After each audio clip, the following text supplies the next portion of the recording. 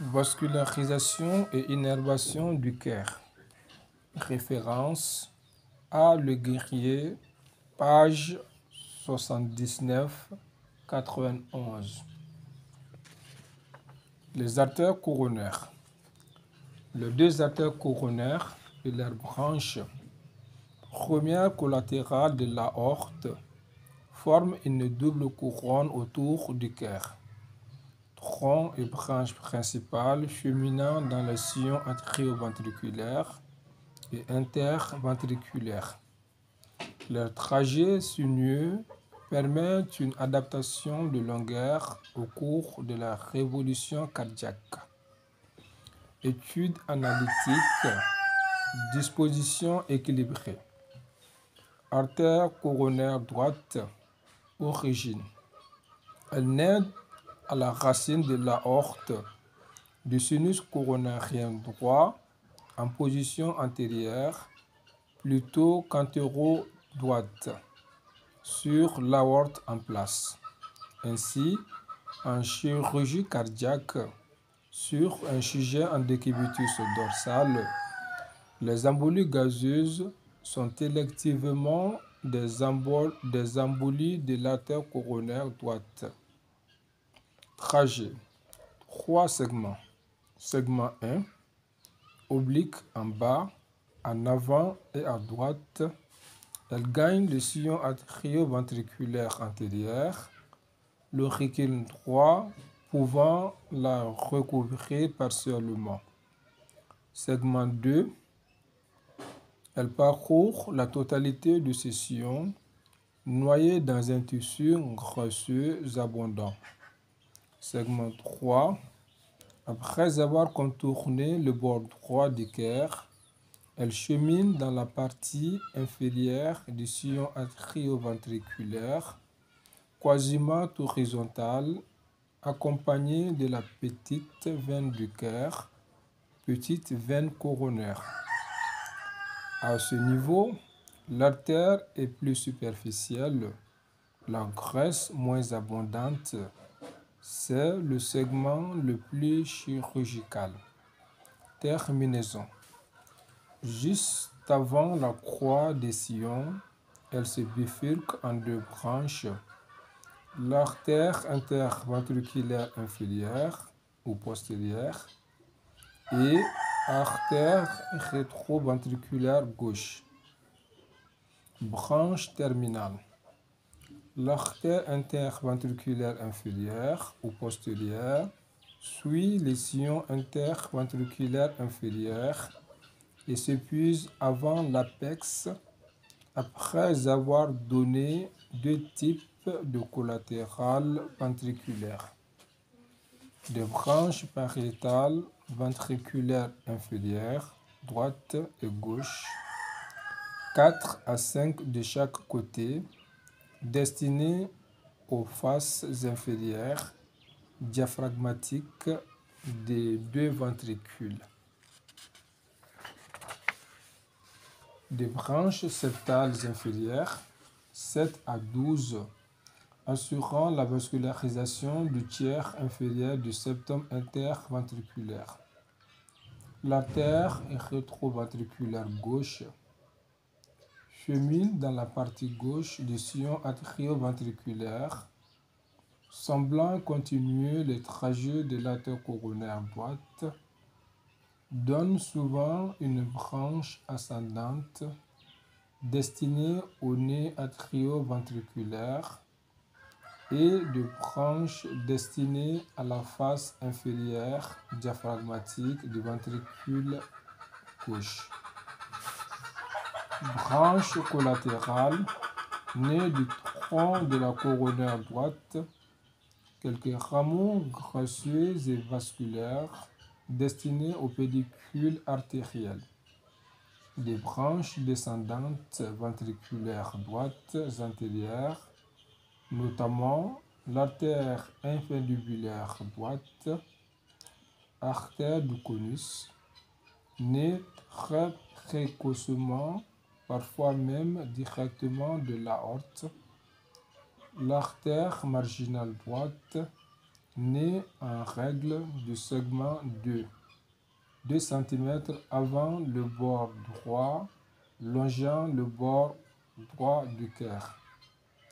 Des branches ascendantes atriales, 3 en règle, artère atriale droite antérieure, irriguant en général le nez sinus-atrial. L'artère atriale du bord droit, l'artère atriale postérieure plus inconstante. L'artère coronaire gauche. Origine, elle naît à la racine de l'aorte du sinus coronarien gauche, classiquement antéro-gauche, en fait postéro-gauche sur l'aorte en place. Trajet. Le tronc de l'artère coronaire gauche est court, 10 à 15 mm en moyenne, ne donnant pas de collatéral.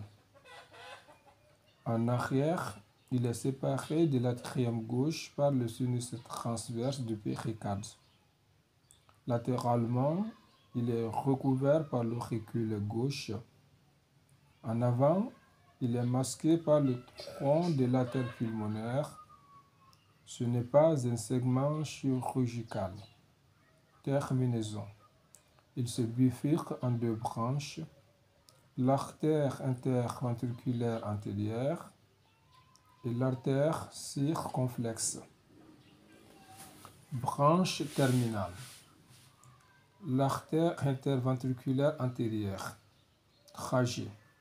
Très sinueux, très flexueuse. Elle gagne le sillon interventriculaire antérieur qu'elle parcourt totalement, pouvant s'enfoncer dans la paroi musculaire, pont myocardique. Elle contourne le bord droit du cœur, 2 cm en dedans de l'apex, pour se terminer peu après dans le sillon interventriculaire postérieur ou inférieur. Rapport. Dans ce trajet sinueux, elle est accompagnée de la grande veine du cœur, grande veine coronaire. À distance, en avant, elle répond à la face postérieure du sternum et des cartilages costaux par l'intermédiaire du récessus cul-de-sac pleural gauche. Elle est donc toute proche de l'artère thoracique interne, parfois utilisée pour sa revascularisation en avant d'une sténose. Collatérale, elle a donné au cours de son trajet des collatérales toutes à destinée ventriculaire. Branche pariétale, destinée au ventricule droit et surtout au ventricule gauche. La première branche destinée au ventricule droit est l'artère infundibulaire gauche, anastomosée avec son homologue droite. Les 2 ou 3 premières branches destinées au ventricule gauche sont souvent volumineuses. Ce sont les artères diagonales. La première peut naître directement du tronc de l'artère coronaire gauche. Trifurcation. Branche septale, 12 à 15, bien visible en coronarographie. Elles permettent de reconnaître à coup sûr l'artère interventriculaire antérieure, IVA. Née perpendiculairement, elle s'enfonce d'emblée dans le septum interventriculaire, dont elles irriguent les 2 tiers antérieurs. La première artère septale, la plus volumineuse, irrigue la partie initiale du faisceau atrioventriculaire, IS. La deuxième vascularise le muscle papillaire antérieur de la valve atrioventriculaire droite tricuspide, le trabécule septomarginal et la branche droite du faisceau atrioventriculaire IS. L'artère circonflexe trachée. Elle chemine dans le sillon atrioventriculaire et se termine en règle avant la croix des sillons, à la face inférieure du ventricule gauche.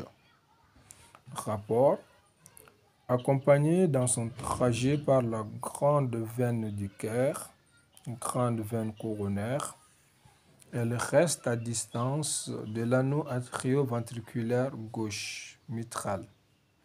Collatéral, elle donne au cours de son trajet deux sortes de branches collatérales, de branches atriales, trois en général, antérieure, latérale gauche, postérieure. Des branches ventriculaires descendantes au nombre de 3 à 4. La première, souvent très volumineuse, mérite le nom d'artère latérale plutôt que marginale gauche. Son occlusion détermine l'infarctus myocardique latéral. Étude synthétique de la vascularisation artérielle. Territoire dominance. En cas de réseau coronarien dit équilibré, 45% des cas, au niveau atrial, prédominance de l'artère coronaire droite. Au niveau ventriculaire, la ligne de partage ne passe pas par les sillons. En avant, l'artère coronaire gauche irrigue tous les ventricules gauche et la partie voisine de l'infundibulum et du ventricule droit. En arrière, l'artère coronaire droite irrigue toute la face diaphragmatique du ventricule droit et très largement le ventricule gauche vers le haut. Au niveau des cloisons, le septum interatrial est faiblement vascularisé, avant tout par l'artère coronaire droite. Le septum interventriculaire est largement vascularisé par l'artère coronaire gauche, 2/3 antérieure et pointe, et par l'artère coronaire droite, tiers postérieur et inférieur. Au niveau du tissu nodal, prédominance de l'artère coronaire droite, l'artère du nez sunéatrial le plus souvent, l'artère du nez atrioventriculaire qui vascularise en outre la partie initiale du faisceau atrioventriculaire et artère destinée à la branche gauche du faisceau atrioventriculaire IS. L'artère coronaire gauche vascularise la branche droite du faisceau atrioventriculaire et partiellement sa branche gauche. Rappelons enfin que les valves cardiaques sont avasculaires. Seuls les muscles papillaires sont vascularisés. En fait, il existe de grandes variations. Chacune des deux artères coronaires peut être dominante, vascularisant de façon plus ou moins importante la face diaphragmatique du ventricule gauche, branche rétroventriculaire gauche. Ainsi, on peut parler de coronaire droite dominante 40% lorsqu'elle donne une grosse branche rétroventriculaire gauche et une longue interventriculaire inférieure. Coronaire gauche dominante 15% lorsque l'artère circonflexe volumineuse donne de grosses branches rétroventriculaires gauche et parfois même l'interventriculaire inférieur. Calibre des vaisseaux. Tronc d'origine 3 à 5 mm. Le calibre des 3 artères coronaires chirurgicales, artère coronaire droite, artère circonflexe, artère interventriculaire antérieure, autorise en général la réalisation d'une anastomose avec un greffon saphène, pontage aorto-coronarien. Les collatérales principales ont souvent un calibre important à leur origine, supérieur à 1,5 mm, autorisant la réalisation d'un pontage aorto-coronarien, première artère diagonale, artère latérale et parfois artère marginale droite. Anastomose. Sur le plan anatomique, il existe réellement des anastomoses intracoronariennes entre les branches du même tronc coronaire, intercoronariennes entre réseau droit et gauche au niveau du septum, artère septale, de la paroi antérieure des ventricules, artère infundibulaire, et de l'apex, artère marginale droite et interventriculaire antérieure, et extracoronarienne avec les vasa vasorum d'un gros vaisseau ou les artères péricardiques. En fait, physiologiquement, sur un cœur sain, ces anastomoses ne sont pas fonctionnelles. L'occlusion brutale d'une artère donne lieu à un infarctus dans le territoire correspondant. Antérieure pour l'interventriculaire antérieur, latérale pour les branches latérales de l'artère circonflexe, inférieure postéro-diaphragmatique pour l'artère coronaire droite ou l'interventriculaire inférieur ou postérieur. Infarctus très étendu, souvent létal, en cas d'occlusion du tronc commun de la coronaire gauche. En pathologie, l'athérosclérose coronarienne. Ces anastomoses peuvent se développer en cas d'occlusion coronarienne progressive, ce qui explique les possibles images de revascularisation à contre-courant du réseau droit ou gauche en cas d'occlusion du côté opposé. Conclusion. La nomenclature précise du réseau coronarien permet une meilleure corrélation anatomoclinique, topographie des zones d'infarctus et anatomo-radiologique, siège exact des lésions athéromateuses.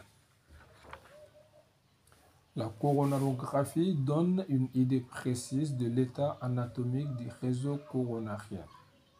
L'artère coronaire droite, avec ses 3 segments, est bien individualisée sur l'incidence en oblique antérieur gauche, OAG.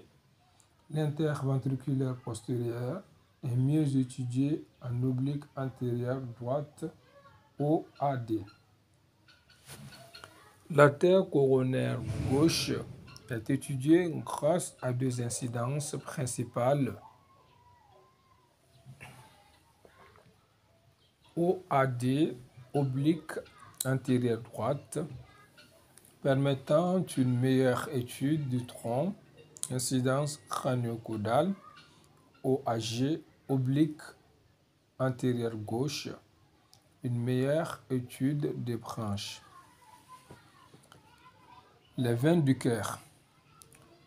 2 systèmes assurent le retour veineux coronaire. Deux systèmes assurent le retour veineux coronarien. Un système principal ou système du sinus coronaire regroupant les veines superficielles, satellites des artères coronaires. Un système accessoire regroupant des veines profondes qui se drainent directement dans les cavités cardiaques. Système du sinus coronaire. Le sinus coronaire. C'est un segment veineux dilaté, ampullaire, long de 3 cm et large de 1 cm, dérivant du segment terminal de la veine cave supérieure gauche de l'embryon.